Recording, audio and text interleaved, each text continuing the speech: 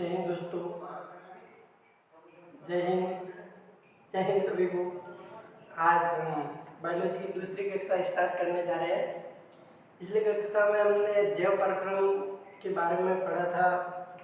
जैव प्रक्रम क्या होता है, इसकी आवश्यकता क्यों है, सजीव कौन होता है, निर्जीव कौन होता है, सजीवों के कौन कौन से इंपॉर्टेंट लक्षण है, आदि चीज़ें हमने पिछली कक्षा में पढ़ी थी। फिर जैव प्रक्रम की आवश्यकता पढ़ी, क्यों आवश्यकता है, फिर जैव प्रक्रम में क्या क्या चीज़ें शामिल की जाती है वो पढ़ी थी। तो जैव प्रक्रम में जो पहली चीज़ शामिल की जाती है वो है पोषक। तो यहाँ से आज हम स्टार्ट करेंगे। तो हमारा आज का टॉपिक रहेगा पोषण। क्या टॉपिक रहेगा? पोषण।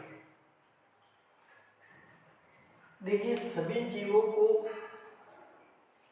कार्य करने के लिए या उनके जीवन को बनाए रखने के लिए ऊर्जा की आवश्यकता होती है। यानी हम कोई भी काम करते हैं तो हमें उसके लिए एनर्जी की आवश्यकता होती है। जैसे हम चलते हैं, दौड़ते हैं, खाते हैं, पीते हैं, सोते हैं, हर काम के लिए सांस लेते हैं, जितने भी काम करते हैं उन सभी कार्यों में ऊर्जा खर्च होती है। इसी प्रकार से जानवर भी जितने काम करते हैं वो भी ऊर्जा खर्च करते हैं। और पादप वर्ग के जितने भी जीव हैं, यानी पेड़ पौधे हो गए, छोटे छोटे जो पौधे हो गए, वो सारे ही ऊर्जा का उपयोग अपने कार्य के लिए करते हैं। तो ये तो बात तय रही कि प्रत्येक जीव को कार्य करने के लिए ऊर्जा की आवश्यकता होती है। अब इस ऊर्जा को निर्माण के लिए कुछ चीज़ों की आवश्यकता होती है, और वे चीज़ें हम ऊर्जा के लिए अपने बाहरी वातावरण से ग्रहण करते हैं। यानी कि उन चीज़ों को हम ग्रहण करते हैं और फलस्वरूप उनसे हमें ऊर्जा मिलती है।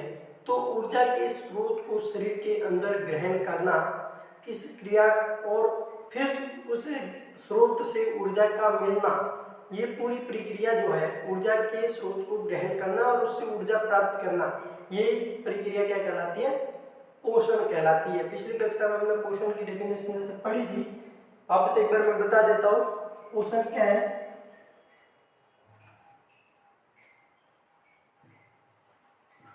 ऊर्जा स्रोत, यानी क्या हो जाएगा? भोजन। ऊर्जा स्रोत क्या है? भोजन को बाहरी वातावरण से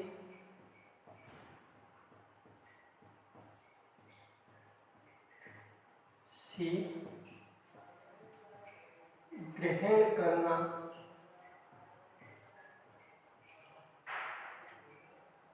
व उससे ऊर्जा प्राप्त करना। ऊर्जा प्राप्त करना पोषण कहलाता है।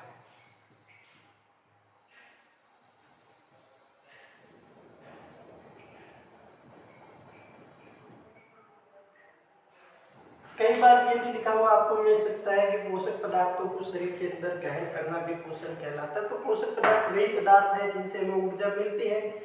तो डेफिनेशन में लैंग्वेज में अंतर हो सकता है, लेकिन बात अपने को समझनी है। वास्तव में पोषण होता क्या है? तो ऊर्जा स्रोत को शरीर के अंदर ग्रहण करना ही पोषण कहलाता है। अब एक यहाँ पर वर्ड मैंने भोजन जो इस्तेमाल किया है, इसका भोजन आप सभी जानते ही है। भोजन चूंकि सभी करते हैं तो जानते ही है। तो भोजन का मतलब ऊर्जा का स्रोत है, जिसमें ऊर्जा है। ये हर अलग अलग जीव के लिए अलग अलग हो सकता है। जीवों के प्रकार हमने कई प्रकार के देखे हैं और आगे भी देखेंगे। अभी चैप्टर जैसे जैसे आगे बढ़ेगा जीवों के अन्य श्रेणियों का भी हम अध्ययन करेंगे। तो कुछ जीव ऐसे होते हैं जो कि डायरेक्टली अपना भोजन बना लेते हैं, कुछ जीव ऐसे होते हैं जो दूसरों पर निर्भर रहते हैं, कुछ जीव आधे निर्भर और आधे खुद बनाते हैं। ऐसे अलग अलग जीवों की श्रेणियां हैं और वो अपना भोजन प्राप्त करते हैं। तो भोजन का मतलब यहाँ पर ऊर्जा स्रोत लेंगे। हम और आप खाना खाते हैं वही नहीं, बाकी के जितने भी ऊर्जा के स्रोत हैं उन सभी को हम भोजन में सम्मिलित करते हैं।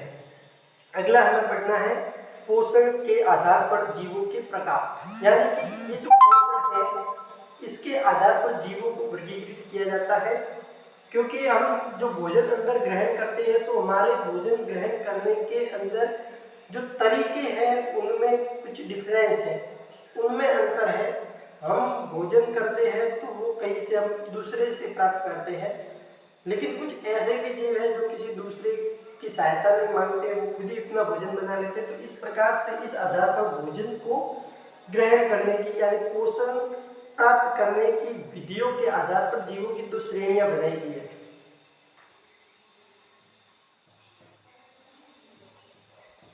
पोषण विधि के अनुसार जीव या पोषण विधि के आधार पर जीव कितने प्रकार के होंगे? दो प्रकार के होंगे। दो प्रकार के जीव होते हैं। पोषण की विधि के आधार पर दो प्रकार के जीवों का वर्गीकरण किया जाता है। अब ये दो कौन से प्रकार हैं उनको हम देख लेते हैं। तो इसका पहला जो प्रकार है, इसमें दो प्रकार है, जिसमें पहला है स्वपोषी जीव, स्वपोषी जीव, और दूसरा जो है वो है विषम पोषी, विषम पोषी जीव। पहला है स्वपोषी, दूसरा है विषम पोषी जीव। ये पोषण प्राप्त करने की विधि के आधार पर जीवों का वर्गीकरण किया है। अब हम एक एक को अलग अलग अध्ययन करने की कोशिश करते हैं। तो पहला है स्वपोषी जीव।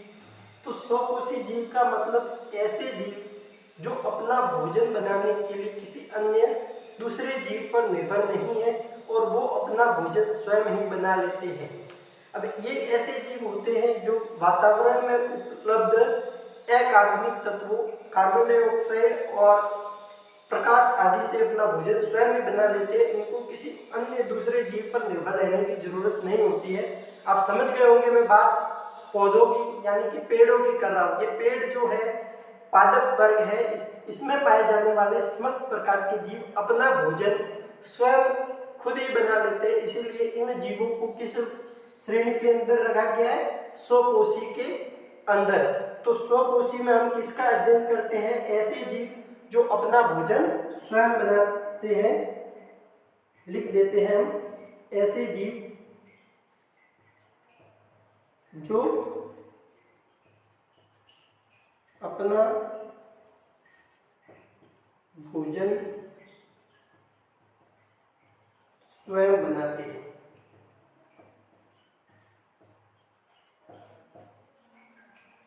तो ऐसे जीव जो अपना भोजन स्वयं बनाते हैं उसमें कौन कौन से हमने देखे, एग्जाम्पल देख लेते हैं। एग्जाम्पल में हम ये देखेंगे सभी प्रकार के पादप। पहला तो क्या है? सभी पादप, और इसी के साथ एक और है कुछ जीवाणु भी ऐसे हैं। कुछ जीवाणुओं की मैं बात कर रहा हूँ। कुछ जीवाणु ऐसे हैं जो अपना भोजन स्वयं बना देते हैं। तो स्वपोषी में हमने क्या देखा कि ये अपना भोजन सूर्य के प्रकाश के उपस्थिति में जल और कार्बन डाइऑक्साइड का उपयोग करते हुए अपना भोजन बना लेते हैं। इसीलिए इन जीवों को हमने स्वपोषी की श्रेणी में रखा। दूसरा हमारे सामने आया विषमपोषी, यानी कि ये जीव जो है वो स्वयं पर निर्भर है, किसी दूसरे पर निर्भर नहीं है। तो विषमपोषी ठीक इसका उल्टा, यानी कि किसी दूसरे जीव पर निर्भर है। क्योंकि हम अपना भोजन स्वयं नहीं बना सकते। आप खाना बनाते हो, पकाते हो, वो बात अलग है, लेकिन उसको आप किसी दूसरे जीव से प्राप्त करते हैं। बात प्राप्त करने की हो रही है, ये किसी से प्राप्त नहीं करते। जबकि विषमपोषी जीव जो होते हैं हम किसी अन्य जीव पर निर्भर रहते हैं। यानी विषमपोषी की श्रेणी में उन जीवों को सम्मिलित किया जाता है जो भोजन के लिए किसी अन्य जीव पर निर्भर रहते हैं, अपना भोजन स्वयं नहीं बना पाते। तो यहाँ पर हम क्या लिखेंगे? ऐसे जीव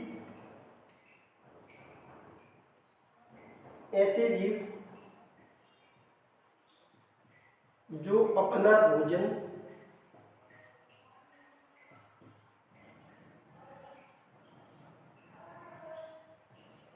स्वयं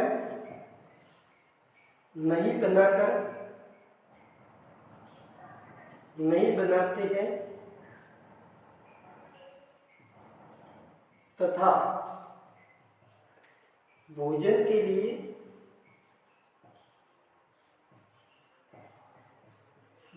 लिए किसी दूसरे जीव पर निर्भर रहते हैं, किसी दूसरे जीव पर निर्भर रहते हैं।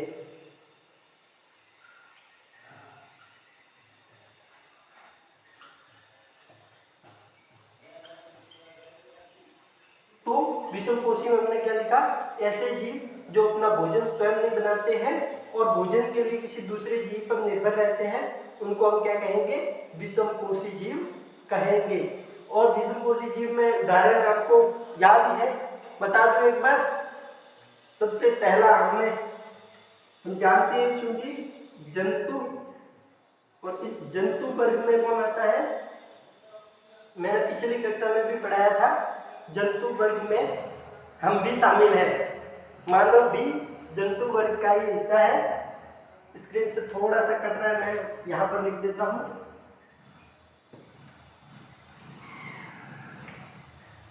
विषमपोषी,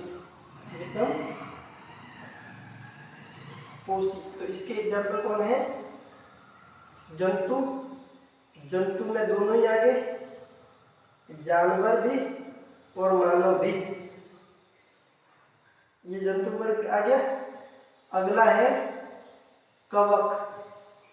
ये जो कवक होते हैं ये भी अपना भोजन स्वयं नहीं बना पाते हैं और ये भोजन के लिए किसी अन्य दूसरे जीव पर निर्भर रहते हैं। इस प्रकार से भोजन के ग्रहण करने की विधियों के आधार पर हमने जीवों के दो वर्गीकरण किए, स्वपोषी जीव और विषमपोषी जीव। आगे हमें पढ़ना है स्वपोषी जीव और विषमपोषी जीवों में किस प्रकार भोजन प्राप्त करते हैं ये जीव। तो स्वपोषी जीव क्या होता है ये हमने जान लिया, विषमपोषी जीव होता क्या है ये हमने जान लिया। अब ये भोजन किस प्रकार की विधि से ग्रहण करते हैं ये जानना है। तो जो स्वपोषी जीव होगा, स्वपोषी जीव, उनको किसी जटिल पदार्थ की जरूरत नहीं होती है भोजन के लिए। वो सामान्यतः सरल पदार्थों से ही अपना भोजन बना लेते हैं। तो जो बाहरी वातावरण में सामान्य सरल पदार्थ उपलब्ध है, मैं बात कर रहा हूँ कार्बन डाइऑक्साइड और जल की। जब दिन का समय होता है यानी सूर्य का प्रकाश उपस्थित होता है, तो सूर्य के प्रकाश की उपस्थिति में जितने भी पादप हैं वो कार्बन डाइऑक्साइड गैस को ग्रहण करते हैं और साथ ही जल को ग्रहण करते हैं और इन चीजों के द्वारा अपने भोजन का निर्माण करते हैं। क्योंकि पादपों में क्लोरोफिल उपस्थित होता है जो कि इनकी भोजन बनाने में सहायता करता है। तो इस प्रकार से पूरी प्रकाश संश्लेषण की क्रिया संपन्न होती है और उसके दौरान ये जो है स्वपोषी जीव अपना भोजन बना लेते हैं। तो स्वपोषी जीव सरल पदार्थों से अपना भोजन बनाते हैं, इसके लिए इनको किसी विशिष्ट जटिल पदार्थ को ग्रहण करने की जरूरत नहीं होती। अगला जो श्रेणी अपने पास है विषमपोषी जीव। तो विषमपोषी जीव क्या है, ये दूसरे जीवों पर निर्भर होते हैं यानी पादपों पर निर्भर होते हैं। कुछ जीव जंतुओं पर भी निर्भर हो सकते हैं, जैसे कुछ मांसाहारी जीव होते हैं तो वो जंतु ही जंतु को खाते हैं, तो वो पादपों पर निर्भर न होकर के जंतुओं पर निर्भर है। कुछ ऐसे भी है जो सर्वाहारी है, जो पादप पर भी निर्भर है और जंतु पर भी, दोनों पर निर्भर है। उनकी श्रेणियां हम आगे देखेंगे।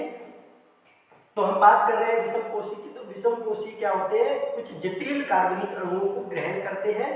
तो इन जटिल पदार्थों को एक तो ग्रहण करना और फिर उसके बाद डायरेक्टली ऊर्जा नहीं मिल पाती है, तो इनको शरीर के अंदर ग्रहण करने के बाद छोटे छोटे टुकड़ों में विभाजन भी जरूरी है। तो इन जटिल पदार्थों को सरल पदार्थों में तोड़ने के लिए कुछ उत्प्रेरकों का प्रयोग करते हैं विषमपोषी जीव, जिनको हम एंजाइम कहते हैं। तो एंजाइम का मतलब उत्प्रेरक ही है, जो कि क्या करते हैं, जटिल पदार्थों को सरल पदार्थ में तोड़ने की काम करते हैं। तो ये जटिल पदार्थों को ग्रहण करके सरल पदार्थों में तोड़ेंगे और फिर उन सरल पदार्थों से क्या ऊर्जा निर्माण होगी और उस ऊर्जा का उपयोग अपने कार्यों के लिए करते हैं। इस प्रकार से स्वपोषी जीव और विषमपोषी जीवों के जो ऊर्जा बनाने की विधि है उसमें अंतर है। अगला हमें पढ़ना है स्वपोषी पोषण क्या होता है। हमने पढ़ लिया कि स्वपोषी होता क्या है, विषमपोषी होता क्या है और स्वपोषी जीव किस प्रकार से सरल अणुओं से भोजन बनाते हैं। अगला हमारी हेडिंग है स्वकोशी पोषण क्या होता है? स्वकोशी पोषण। स्वकोशी पोषण का मतलब होता है कि स्वकोशी जीवों द्वारा किस प्रकार से ऊर्जा स्रोत को ग्रहण किया जाता है, इसका अध्ययन हम स्वकोशी पोषण में करते हैं। तो स्वकोशी पोषण में होता क्या है कि ये जब दिन का समय होता है तो कार्बन डाइऑक्साइड को ग्रहण करते हैं और प्रकाश संश्लेषण की क्रिया उसके द्वारा होती है। सूर्य का प्रकाश उपस्थित होता है, क्लोरोफिल उपस्थित होता है और जल के द्वारा इन सभी चीजों को मिला करके प्रकाश संश्लेषण की क्रिया के द्वारा भोजन बनता है। तो फिर इस भोजन को स्वकोशी जीव क्या करते हैं, कार्बोहाइड्रेट के रूप में जो इनका भोजन बनता है उसको फिर संग्रहित कर लेते हैं और इनका जो भोजन बनेगा, प्रकाश संश्लेषण की क्रिया, भोजन बनाने की जो विधि है वो कौन सी इनके, प्रकाश संश्लेषण।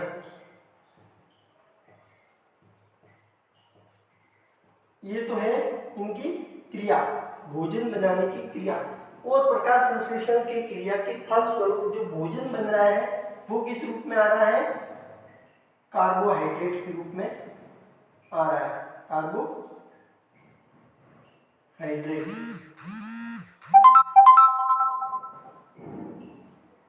कार्बोहाइड्रेट के रूप में इनका भोजन बन रहा है। तो जो ये कार्बोहाइड्रेट के रूप में भोजन बन रहा है इसको डायरेक्टली तो उपयोग में लेते नहीं है, क्योंकि भोजन बनाना और उसको ऊर्जा के रूप में रूपांतरित करने के बाद डायरेक्टली जितनी ऊर्जा के रूप में रूपांतरित हुआ है उसका एक साथ उपयोग नहीं किया जाता है, समय के साथ धीरे धीरे उपयोग होता रहता है।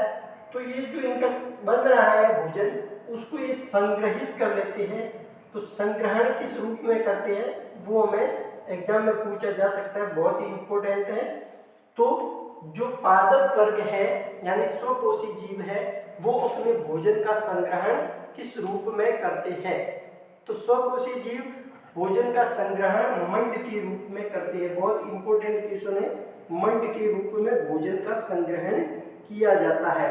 और जब ये मंड होता है इसको जब आवश्यकता होती है धीरे धीरे इसका जो सरल पदार्थों में टूटता जाता है और ऊर्जा को ग्रहण करते रहते हैं और उस ऊर्जा का उपयोग करते रहते हैं स्वकोशी जीव। ठीक इसी प्रकार से हमारे अंदर भी यानी मानवों में भी ऊर्जा का संग्रहण होता है, क्योंकि हम पूरे दिन तो भोजन ग्रहण करते हैं, हमारे एक फिक्स टाइम होता है जब हम भोजन ग्रहण करते हैं और फिर उस भोजन से मिलने वाली ऊर्जा पूरा दिन भर हमारा गुजारा हो जाता है उस ऊर्जा के द्वारा। तो जब ये ऊर्जा आती है तो इस ऊर्जा का संग्रहण किया जाता है। जैसे मोबाइल चार्ज कर लेते हैं तो हम पूरे दिन चार्ज में लगा हुआ नहीं रखते, कुछ देर के लिए उसको चार्जर में लगाते हैं, फिर उसमें ऊर्जा आ जाती है तो फिर उस ऊर्जा को स्टोरेज बैटरी में किया जाता है और फिर बैटरी के द्वारा वो मोबाइल चलता रहता है। इसी प्रकार से हमारे अंदर भी ऊर्जा का एक जगह संग्रहण होता है। तो हमारे अंदर ऊर्जा संग्रहण किस रूप में होता है, ऊर्जा संग्रहण। किसकी बात कर रहा हूं मैं, मानव की बात कर रहा हूं। मानव में ऊर्जा संग्रहण किस रूप में होता है, तो वो होता है ग्लाइकोजन के रूप में, ग्लाइकोजन। थोड़ा सा याद रखें आप, मानव में ऊर्जा का संग्रहण किस रूप में होता है, ग्लाइकोजन में, ग्लाइकोजन के रूप में। आगे हम प्रकाश संश्लेषण की संपूर्ण क्रिया है जो प्रकाश संश्लेषण किस प्रकार से होता है ये कल पढ़ेंगे। आज के लिए इतना ही, रिवाइज करते रहिएगा और इनको तथ्यों को याद करते रहिएगा। धन्यवाद, थैंक यू।